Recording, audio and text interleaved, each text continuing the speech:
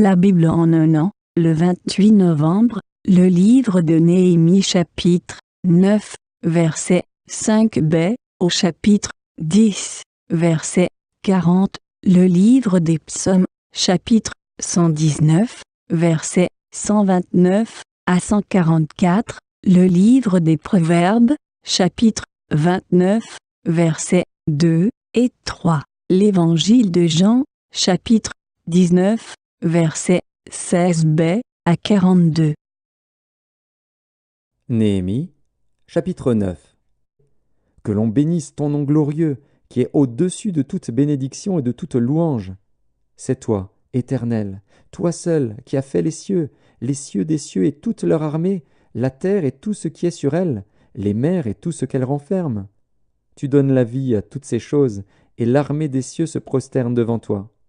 C'est toi, Éternel Dieu, qui as choisi Abraham, qui l'a fait sortir d'Ur en Chaldée, et qui lui a donné le nom d'Abraham. Tu trouvas son cœur fidèle devant toi, tu fis alliance avec lui, et tu promis de donner à sa postérité le pays des Cananéens, des Hétiens, des Amoréens, des Phéréziens, des Jébusiens et des Girgasiens. Et tu as tenu ta parole, car tu es juste. Tu vis l'affliction de nos pères en Égypte, et tu entendis leurs cris vers la mer Rouge. Tu opéras des miracles et des prodiges contre Pharaon, contre tous ses serviteurs et contre tout le peuple de son pays, parce que tu savais avec quelle méchanceté ils avaient traité nos pères, et tu fis paraître ta gloire comme elle paraît aujourd'hui. Tu fendis la mer devant eux, et ils passèrent à sec au milieu de la mer. Mais tu précipitas dans l'abîme, comme une pierre au fond des eaux, ceux qui marchaient à leur poursuite. Tu les guidas le jour par une colonne de nuée, et la nuit par une colonne de feu qui les éclairait dans le chemin qu'ils avaient à suivre. Tu descendis sur la montagne de Sinaï, tu leur parlas du haut des cieux, et tu leur donnas des ordonnances justes, des lois de vérité, des préceptes et des commandements excellents. Tu leur fis connaître ton saint sabbat, et tu leur prescrivis par Moïse, ton serviteur, des commandements, des préceptes et une loi. Tu leur donnas, du haut des cieux, du pain quand ils avaient faim, et tu fis sortir de l'eau du rocher quand ils avaient soif. Et tu leur dis d'entrer en possession du pays que tu avais juré de leur donner. Mais nos pères se livrèrent à l'orgueil et raidirent leur cou. Ils n'écoutèrent point tes commandements.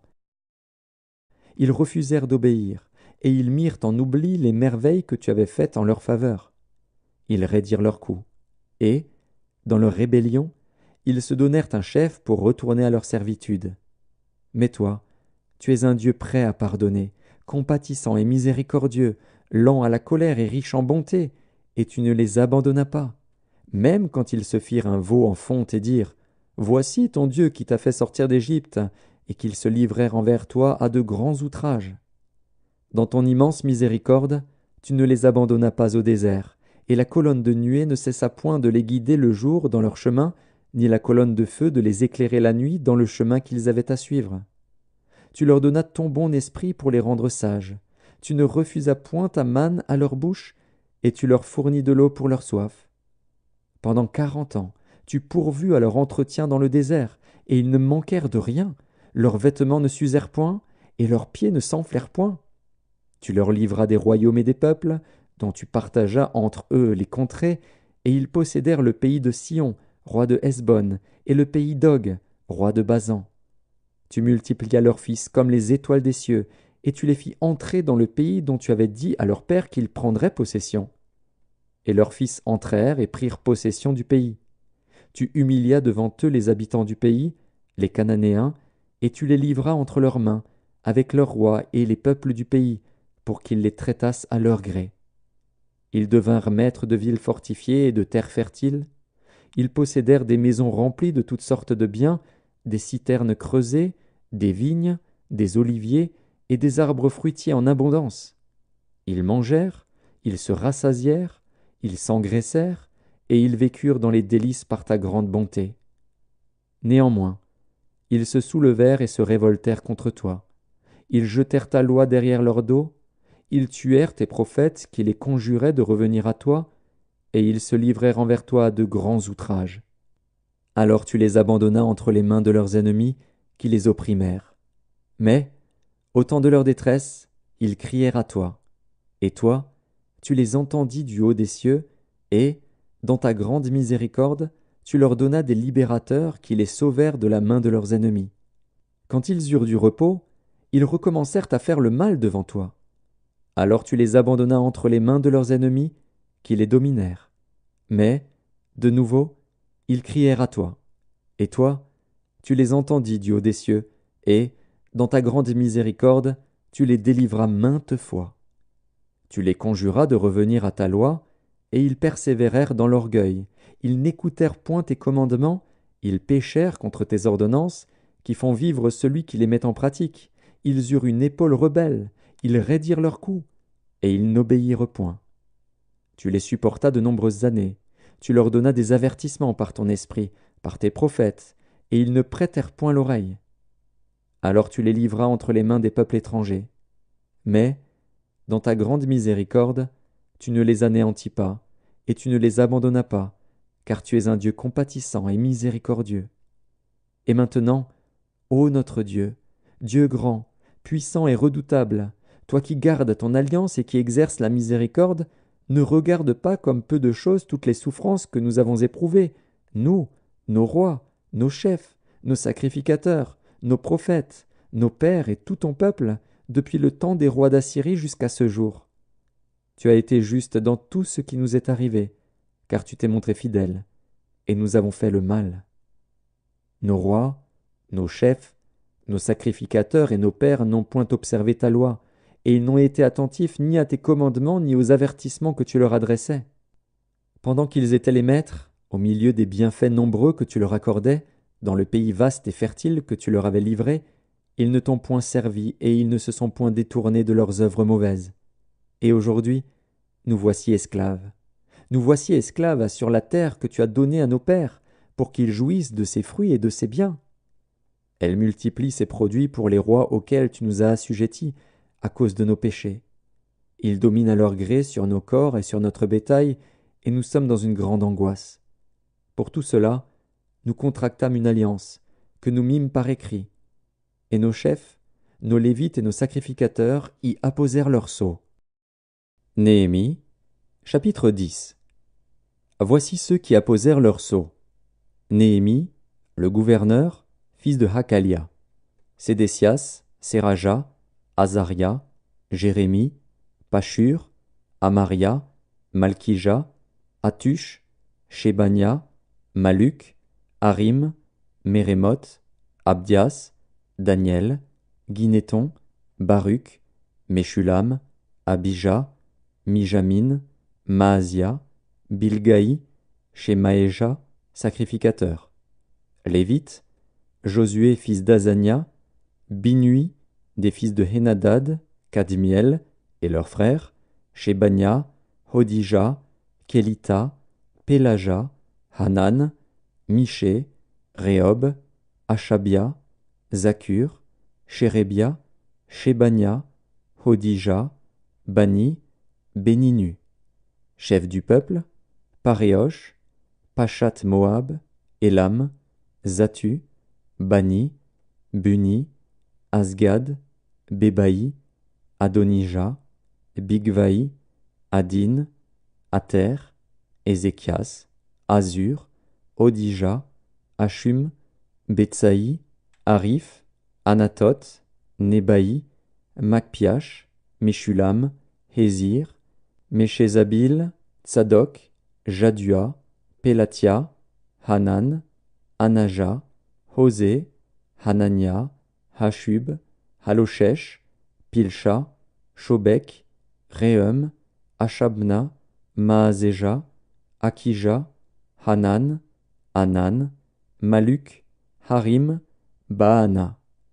Le reste du peuple, les sacrificateurs, les Lévites, les portiers, les chantres, les Nétiniens, et tous ceux qui s'étaient séparés des peuples étrangers pour suivre la loi de Dieu, leurs femmes, leurs fils et leurs filles, tous ceux qui étaient capables de connaissance et d'intelligence, se joignirent à leurs frères les plus considérables d'entre eux. Ils promirent avec serment et jurèrent de marcher dans la loi de Dieu donnée par Moïse, serviteur de Dieu, d'observer et de mettre en pratique tous les commandements de l'Éternel, notre Seigneur, ses ordonnances et ses lois. Nous promîmes de ne pas donner nos filles au peuple du pays et de ne pas prendre leurs filles pour nos fils. de ne rien acheter, le jour du sabbat et les jours de fête, des peuples du pays qui apporteraient à vendre, le jour du sabbat, des marchandises ou denrées quelconques, et de faire relâche la 7e année en exigeant le paiement d'aucune dette. Nous nous imposâmes aussi des ordonnances qui nous obligeaient à donner 1/3 de cycle par année pour le service de la maison de notre Dieu, pour les pains de proposition, pour l'offrande perpétuelle, pour l'holocauste perpétuel des sabbats, des nouvelles lunes et des fêtes, pour les choses consacrées, pour les sacrifices d'expiation en faveur d'Israël, et pour tout ce qui se fait dans la maison de notre Dieu. Nous tirâmes au sort, sacrificateurs, lévites et peuples, au sujet du bois qu'on devait chaque année apporter en offrande à la maison de notre Dieu, selon nos maisons paternelles, à des époques fixes, pour qu'il fût brûlé sur l'autel de l'Éternel, notre Dieu, comme il est écrit dans la loi.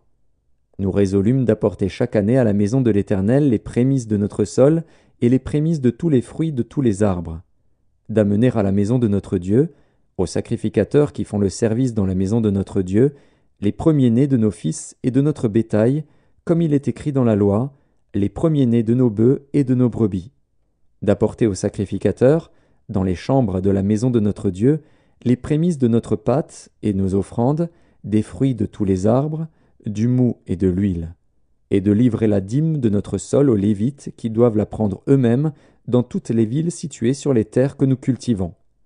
Le sacrificateur, fils d'Aaron, sera avec les Lévites quand ils lèveront la dîme. Et les Lévites apporteront la dîme de la dîme à la maison de notre Dieu, dans les chambres de la maison du trésor. Car les enfants d'Israël et les fils de Lévi apporteront dans ces chambres les offrandes de blé, du mou et d'huile. Là sont les ustensiles du sanctuaire, et se tiennent les sacrificateurs qui font le service, les portiers et les chantres. C'est ainsi que nous résolûmes de ne pas abandonner la maison de notre Dieu. Psaume 119. Tes préceptes sont admirables, aussi mon âme les observe. La révélation de tes paroles est claire, elle donne de l'intelligence aux simples. J'ouvre la bouche et je soupire, car je suis avide de tes commandements. Tourne vers moi ta face, et pitié de moi selon ta coutume à l'égard de ceux qui aiment ton nom. Affermis mes pas dans ta parole, et ne laisse aucune iniquité dominer sur moi. Délivre-moi de l'oppression des hommes, afin que je garde tes ordonnances. Fais luire ta face sur ton serviteur, et enseigne-moi tes statuts. Mes yeux répandent des torrents d'eau, parce qu'on n'observe point ta loi. Tu es juste, ô Éternel, et tes jugements sont équitables. Tu fondes tes préceptes sur la justice et sur la plus grande fidélité. Mon zèle me consume, parce que mes adversaires oublient tes paroles. Ta parole est entièrement éprouvée, et ton serviteur l'aime. Je suis petit et méprisé, je n'oublie point tes ordonnances. Ta justice est une justice éternelle, et ta loi est la vérité. La détresse et l'angoisse m'atteignent, tes commandements font mes délices, tes préceptes sont éternellement justes. Donne-moi l'intelligence pour que je vive. Livre des Proverbes, chapitre 29. Quand les justes se multiplient, le peuple est dans la joie. Quand le méchant domine, le peuple gémit. Un homme qui aime la sagesse réjouit son père, mais celui qui fréquente des prostituées dissipe son bien. Évangile de Jean, chapitre 19. Ils prirent donc Jésus et l'emmenèrent. Jésus, portant sa croix, arriva au lieu du crâne, qui se nomme en hébreu Golgotha. C'est là qu'il fut crucifié, et 2 autres avec lui, un de chaque côté, et Jésus au milieu. Pilate fit une inscription, qu'il plaça sur la croix, et qui était ainsi conçue: Jésus de Nazareth, roi des Juifs. Beaucoup de Juifs lurent cette inscription, parce que le lieu où Jésus fut crucifié était près de la ville. Elle était en hébreu, en grec et en latin. Les principaux sacrificateurs des Juifs dirent à Pilate: N'écris pas « Roi des Juifs », mais écris qu'il a dit « Je suis roi des Juifs ». Pilate répondit: Ce que j'ai écrit, je l'ai écrit. Les soldats, après avoir crucifié Jésus, prirent ses vêtements, et ils en firent 4 parts, 1 part pour chaque soldat. Ils prirent aussi sa tunique, qui était sans couture, d'un seul tissu depuis le haut jusqu'en bas. Et ils dirent entre eux: Ne la déchirons pas, mais tirons au sort à qui elle sera. Cela arriva afin que s'accomplisse cette parole de l'Écriture.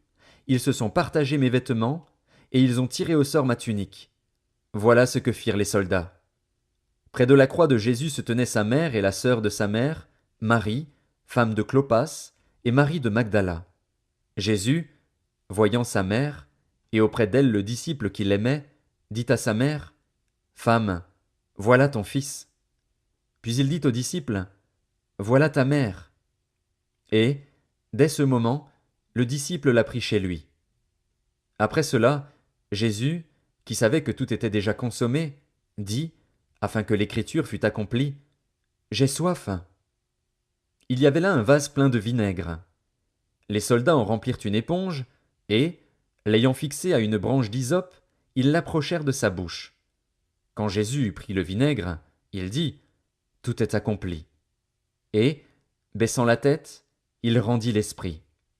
Dans la crainte que les corps ne restassent sur la croix pendant le sabbat, car c'était la préparation, et ce jour de sabbat était un grand jour, les Juifs demandèrent à Pilate qu'on rompît les jambes aux crucifiés et qu'on les enlevât. Les soldats vinrent donc, et ils rompirent les jambes au premier, puis à l'autre qui avait été crucifié avec lui. S'étant approchés de Jésus, et le voyant déjà mort, ils ne lui rompirent pas les jambes. Mais un des soldats lui perça le côté avec une lance, et aussitôt il sortit du sang et de l'eau. Celui qui l'a vu en a rendu témoignage, et son témoignage est vrai. Et il sait qu'il dit vrai, afin que vous croyiez aussi. Ces choses sont arrivées, afin que l'écriture fût accomplie. Aucun de ces os ne sera brisé. Et ailleurs l'écriture dit encore, ils verront celui qu'ils ont percé. Après cela, Joseph d'Arimathée, qui était disciple de Jésus, mais en secret par crainte des Juifs, demanda à Pilate la permission de prendre le corps de Jésus. Et Pilate le permit. Il vint donc et prit le corps de Jésus. Nicodème, qui auparavant était allé de nuit vers Jésus, vint aussi, apportant un mélange d'environ 100 litres de myrrhe et d'aloès. Ils prirent donc le corps de Jésus et l'enveloppèrent de bandes avec les aromates, comme c'est la coutume d'ensevelir chez les Juifs.